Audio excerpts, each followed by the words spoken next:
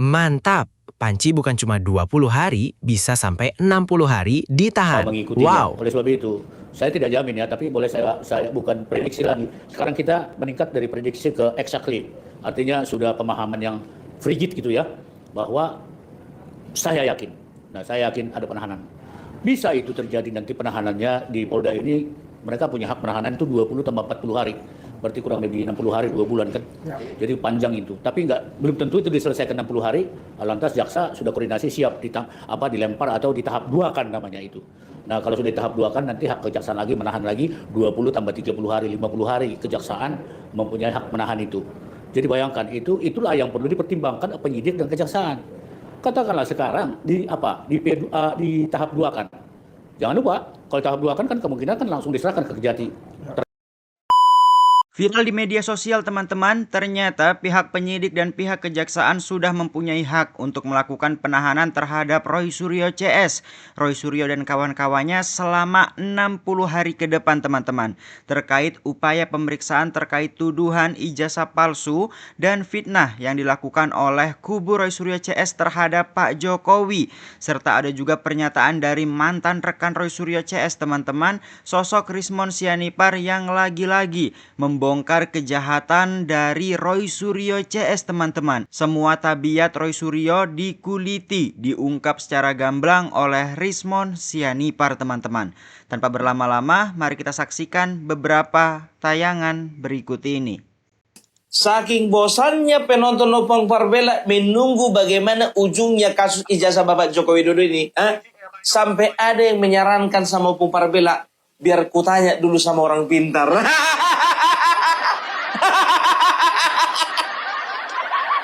Disuruh Opung Parbela nanya sama orang pintar. Kutanya sama dia, kurang pintar apa lagi aku bilang begitu. Beda Pung, maksudnya kedukun.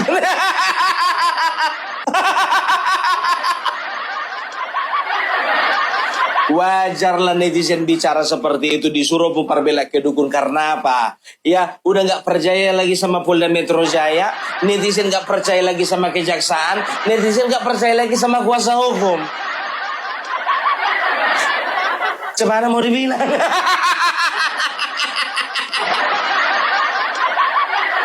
Tapi dengar-dengar kabar ya, Yakub Hasibuan kayaknya seolah-olah yakin dia ya bakalan ada penahanan sebelum tanggal 21. Sekarang kutanya dulu sama kalian, kalau memang betul-betul ditahan ini, kalau memang betul-betul ditahan ya, kalau memang betul-betul ditahan, kita mau bakar daging apa?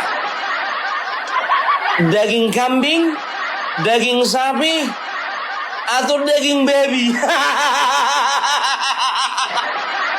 Yang mana yang lebih merepresentasikan? Coba tolong dulu komentar kalian ya, lebih representatif mana? Kita mau bakar daging kambing, daging sapi, atau daging babi? Ya, coba tolong dulu bikin jawaban yang representatif.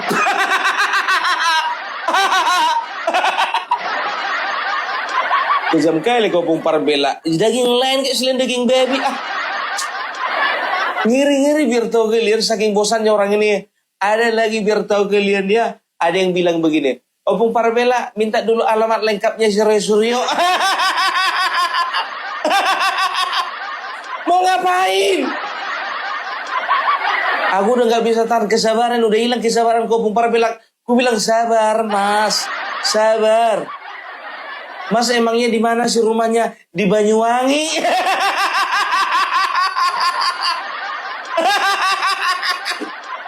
Ada yang dari Banyuwangi, ada yang dari Banten, ada yang dari Tanah Karo. Kalian nanya alamat lengkap rumahnya Roy Suryo untuk apa? Mau silaturahmi? Boleh. Masalahnya aku nggak punya alamat lengkapnya. Kalau kalian mau nanya alamat lengkap, tanya sama Agrifanani. Agrifanani udah pernah ke sana. Opung Parbela belum. Ditanya, disuruh Opung Parbela ke dukun. Mendingan aku yang jadi dukun.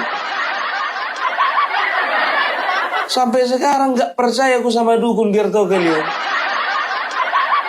Tapi jujur aja aku bilang, ya, aku ini jelek-jelek begini, ya, aku ini bisa melihat masa depan. Kalau istilahnya itu IndiHome.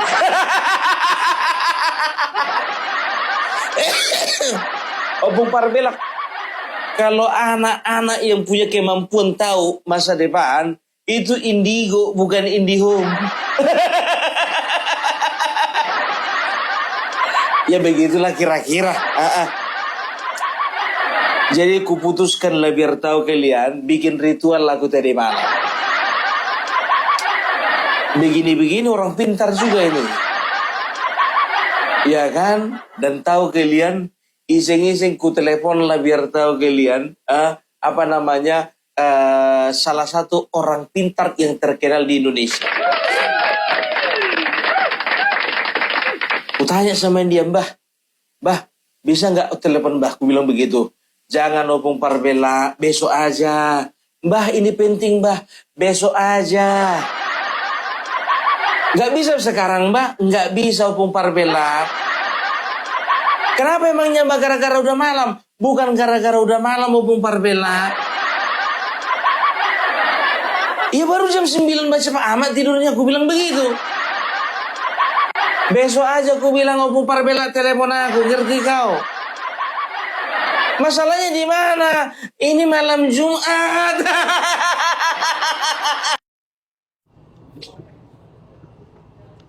Horas Baligi Academy. Ya, kita bahas lagi kejanggalan barang milik negara yang raib di bawah Roy Suryo. Ya, kejanggalan barang negara yang raib di bawah Roy Suryo. Ditulis di FIFA, ya. FIFA News and Insights, dipublish pada Kamis 13 September 2018 pukul 14.25. Ya, di sini saya bacakan ya, yang apa yang janggal gitu loh, ya, dari barang-barang milik negara ada yang diraib, ya, yang raib di bawah Roy Suryo dari rumah dinasnya. Ada kejanggalan yang sangat mencolok dalam kasus raibnya 3.226 unit barang milik negara di rumah dinas mantan pejabat Menteri Pemuda dan Olahraga yang melibatkan politikus Partai Demokrat, Roy Suryo. Kejanggalan terdapat pada jenis barang yang hilang. Dalam daftar barang milik negara atau BMN yang belum diinventarisasi di rumah dinas Menpora periode 2013 sampai 2014, ya, Roy Suryo. Dalam daftar BMN tercatat sebagian besar barang milik negara yang raib merupakan peralatan yang berhubungan dengan fotografi, videografi, dan telematika. Bukan peralatan yang berhubungan langsung atau menunjang kinerja Roy sebagai seorang menteri yang mengurusi masalah kepemudaan dan olahraga. Tertulis dalam daftar BMN, ada lebih 1.000 unit barang peralatan fotografi. Ingat ya, gak ada kaitannya barang-barang yang ada yang dibeli dengan uang rakyat itu, ya, yang diperuntukkan untuk rumah dinas, ya, ditempatkan di rumah dinas Menpora saat itu, Roy Suryo, ya, ada lebih 1.000 unit barang peralatan fotografi, videografi, dan film yang dibelikan negara untuk dipakai Roy selama menjabat Menpora 2012 sampai 2014. Dan tak satu pun ada peralatan olahraga. Memang diketahui sebelum menjabat Menpora menggantikan Andi Malaranggeng, Roy dikenal sebagai pakar telematika, bukan pakar olahraga. Pret. Video sur ini. Pakar video sur, artis-artis. Dan sering salah analisanya.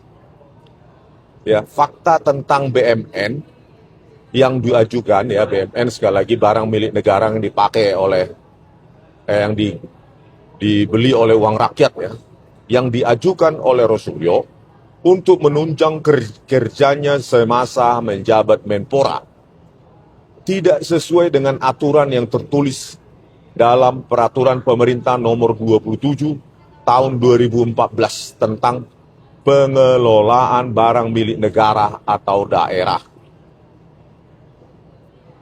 Seperti tertuang dalam bab 2 tentang pejabat pengelolaan barang milik negara atau daerah, pasal 7 ayat 2 huruf D, pasal 8 ayat 2 huruf D yang berbunyi, menggunakan barang milik negara yang berada dalam penguasaannya untuk kepentingan penyelenggaraan tugas dan fungsi kantor yang dipimpinnya. Bayangkanlah, kan sudah melanggar itu, ya. Pasal 7 ya, peraturan pemerintah nomor 27 tahun 2014.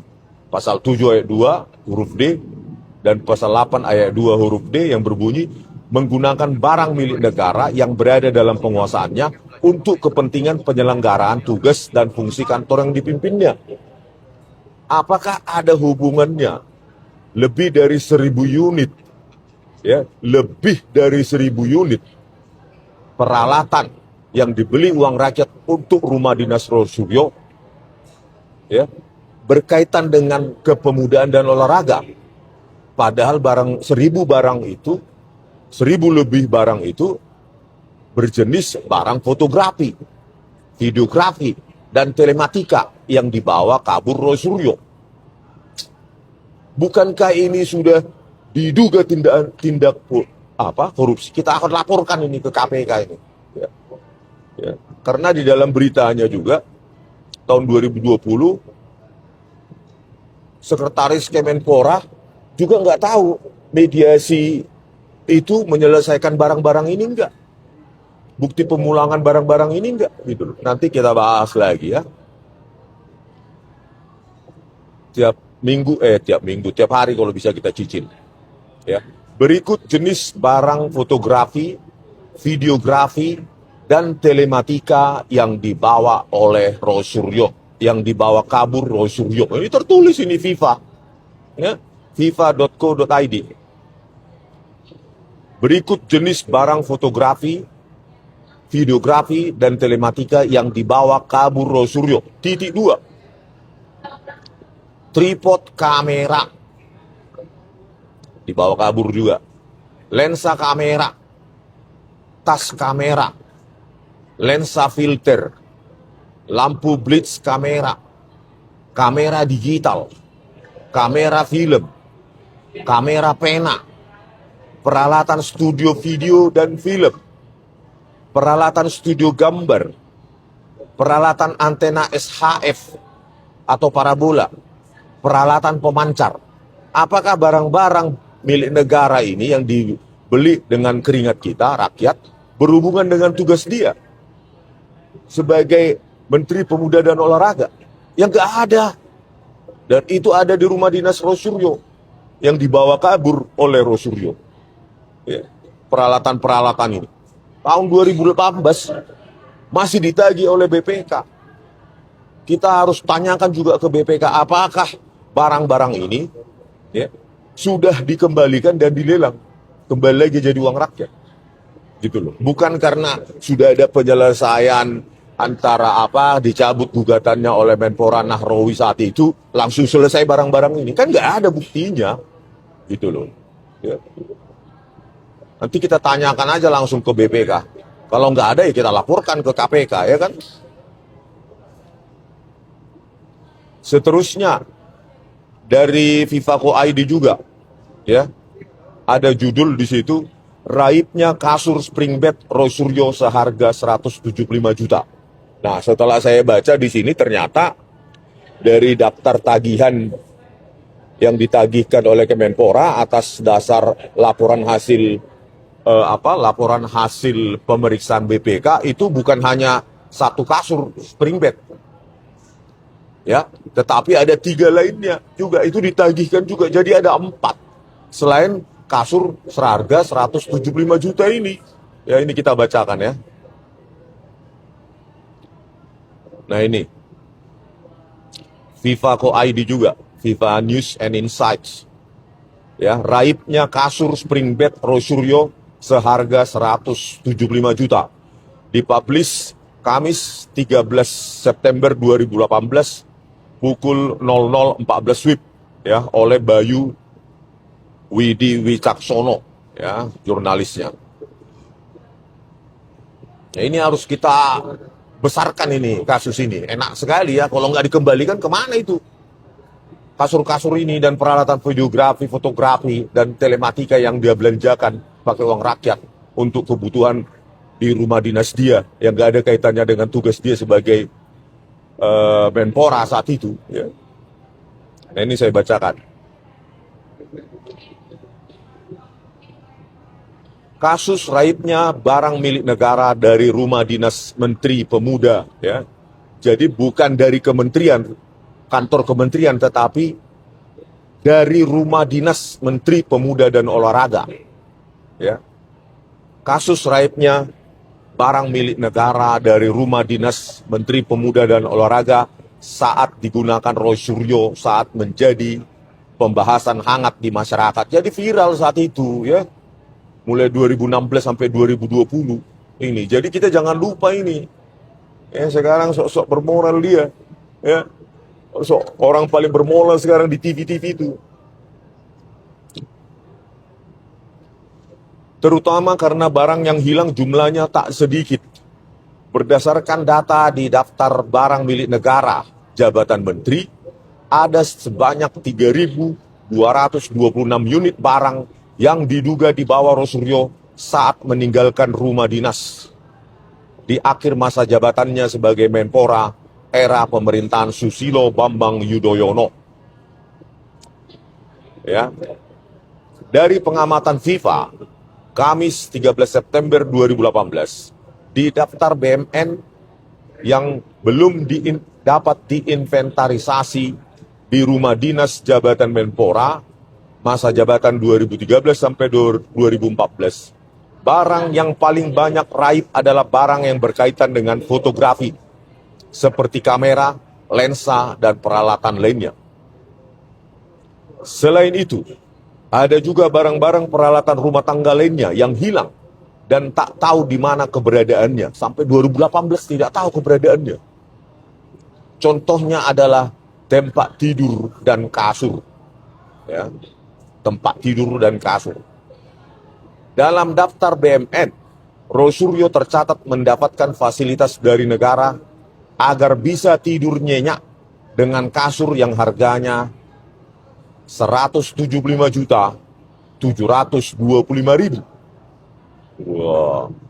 Kasur mahal ini merupakan spring bed king coil beserta bantalnya. Kasus itu tercatat dibeli pada tahun 2014. Ya.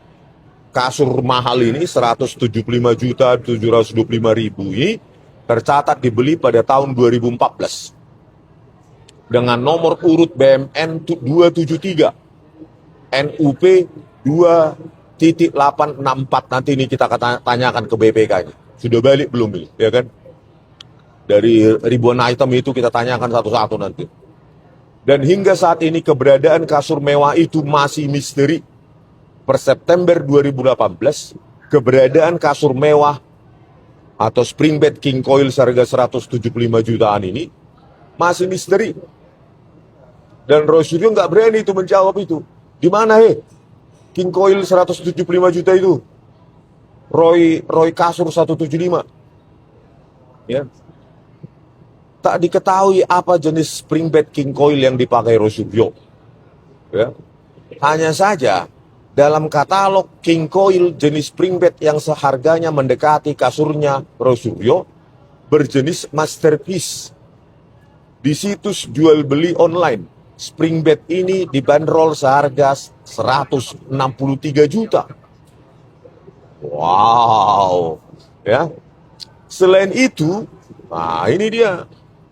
Ada 3 spring bed mewah lainnya. Jadi bukan hanya satu yang harga 175. Ada 3 spring bed mewah lainnya. Ya. Yang juga raib usai dipakai Rosuryo. Spring bed itu diantaranya ya, titik 2. 1. NUP 2861 tahun pembelian 2013. Kalau yang 175 juta itu tahun pembelian 2014 tadi ya. Kalau ini NUP 2861 tahun pembelian 2013, merek Florence Orthopedic Care, harga 20.630.000.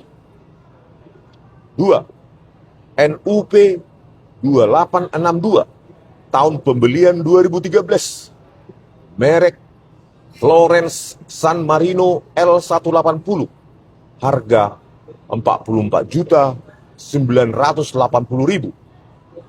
Ya. 3. NUP 2863, ini aja nanti identifikasi barangnya kan. BMN kita tanyakan aja nanti ke BPK. NUP ini kan gitu. Ya. 3. NUP 2863 tahun pembelian 2013, merek King Coil Natural Response, harga 62.950.000. Ya, jadi kita di samping yang 175 juta itu ya, spinning back King Coil yang dibeli tahun 2014, 2013 juga dibeli Roysuryo ya, atas nama uang rakyat.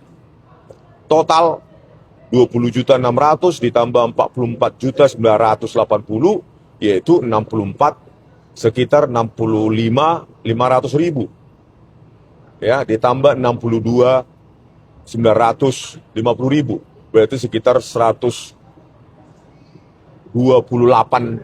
juta. Ya. Jadi di total tadi yang spring bed yang paling mahal tadi, merek berjenis Masterpiece, 175 juta. Kalau ditambah 3 spring bed lainnya yang dibeli tahun 2013, sekitar 127 juta, bayangkan itu. 175 tambah 127 juta. Berapa itu? Ya, hampir 300 itu. Ya, 300 juta lebih hanya untuk spring bed Roysuryo di rumah dinasnya. Ada 4 spring bed, harganya lebih dari 300 juta, dan itu raib. Ya. Kasur-kasur tersebut raib dibawa Roysuryo ya, dari rumah dinasnya. Karena apa? Ya karena masih menjadi tagihan oleh BPK kepada Kemenpora sampai tahun 2018.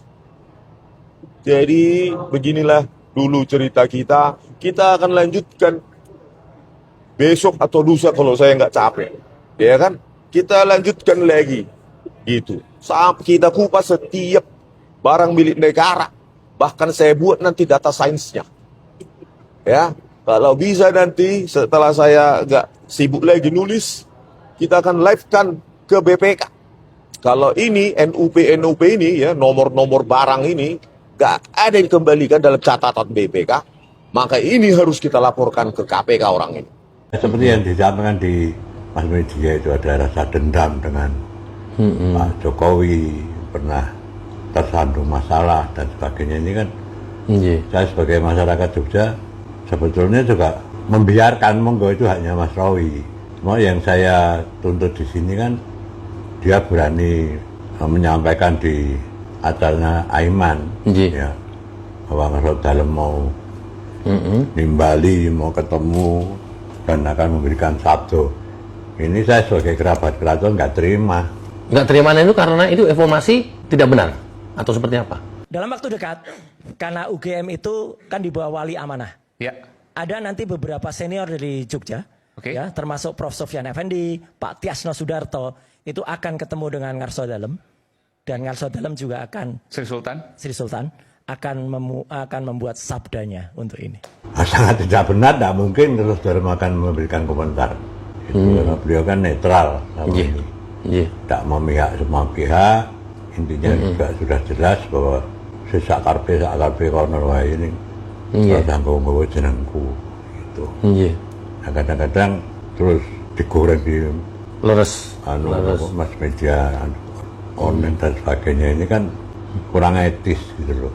Dan saya merasa bahwa kalau orang Jawa bilang nyangklak, Nyangklak niku? Nyangklak niku ya ngeten ya. kebablasan. Kebablasan. Nggih. Kebablasan. Berita itu terus ngawur. Katanya ngerti mau paring Sabtu, mau menemui beberapa komunitas dari orang-orang yang tidak setuju dengan anunya Pak Jokowi dan sebagainya. Mau kita ini netral. Netral. Baik. Keraton netral ya? Netral. Sangat-sangat netral. Tidak akan ikut kemana-mana. Arep nuduh kuwi palsu ya sakarmu. Iya. Asal ada bukti aja kan rampung. Tapi kan ini dikembangkan ke masalah-masalah lain. Kira-kira menurut Romo, dengan berlarut-larutnya kasus ini, apa dia nggak cukup punya bukti untuk maju ke persidangan? Atau seperti apa? Ya kalau bukti, dia kan selalu bersikukuh punya bukti. Bahkan 99,9% palsu. Pak, iya, itu yang jadi masalah kan itu. Jadi untuk meyakinkan masyarakat ini dibawa ke arah yang menurut dia dibawa arusnya Mas Roy sendiri tuh. Namun begini, Mas Roy itu bukti-bukti itu benar-benar bukti atau cuma mengkopi atau jari ini kan masyarakat ini menunggu.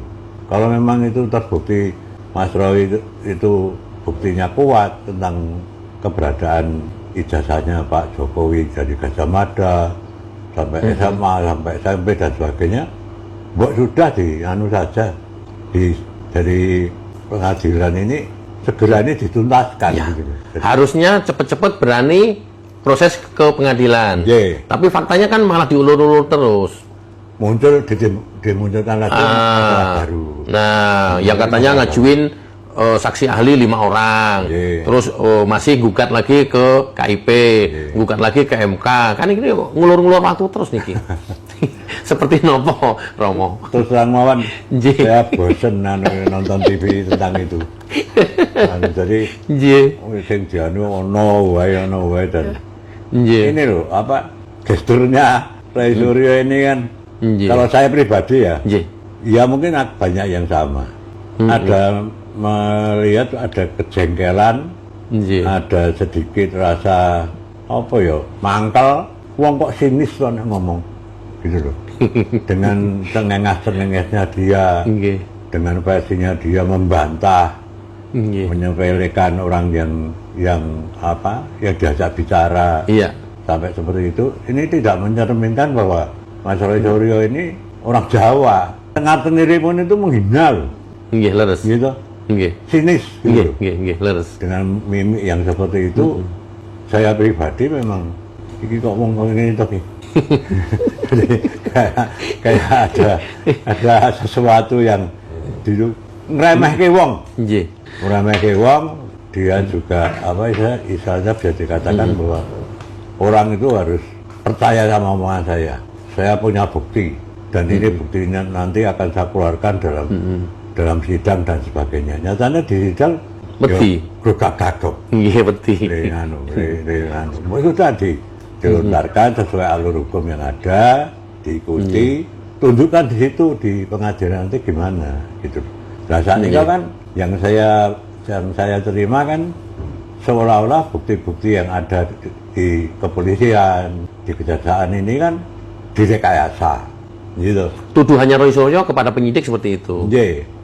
Wis pokoknya wis ora nganggo duit ra mungkin ora kaya miliki, dan dia merasa bahwa itu benar gitu loh.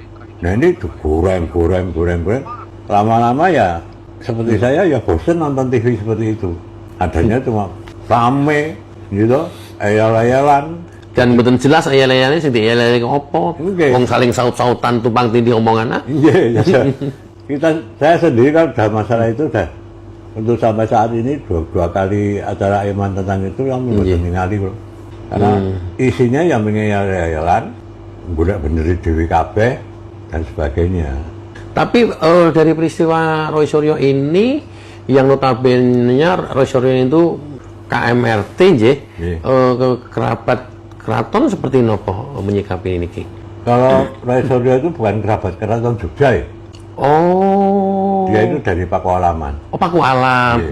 Pakualaman. Oh iya, keraton Pakualaman. Itu Pura Pakualaman. Oh iya. Oh Benten nggih? Benten sekali. Nah, banyak orang yang tidak tahu, misalnya teman-teman saya dari Sulawesi, dari ujung Pandang, gitu. Taunya Roy Suryo itu orang keraton. Orang keraton, taunya keraton. Itu dari Pakualaman. Nah, ya karena situasi dan kondisinya waktu itu gorengannya seperti sajak yeso bener tenan. Nah, kita kan dari Kayak yo mengikuti itu toh Pak. Nggih. Alurnya. Tapi lama-lama timbul keraguan saya, terutama dengan dia berani menyebut di acaranya Aiman itu bahwa nanti ada beberapa pejabat yang mau diterima oleh Ngaso Dalem akan memberikan sabdanya Ngaso Dalem dan sebagainya. Ini saya katakan ini kurang ajar, wanen gitu loh.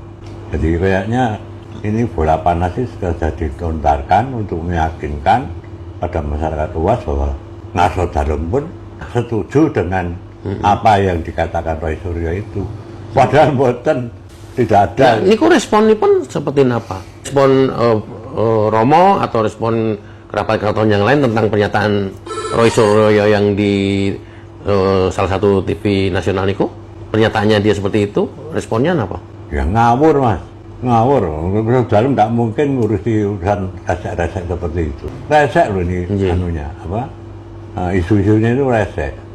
Dan jelas bahwa itu titik tembaknya itu ke Pak Jokowi gitu loh. Padahal kan kami dari Keraton Jogja ini kan dalam hal ini kan netral.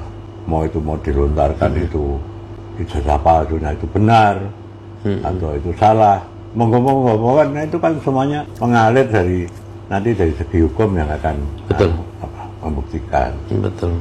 Tapi kan digoreng nanti seolah-olah bahwa orang itu harus percaya pada omongannya kelompoknya Roy Suryo. Ini yang saya prihatin. Makanya saya bikin istilah konten untuk menetralisir itu, terutama hanya saya mempertahankan bahwa nggak benar itu.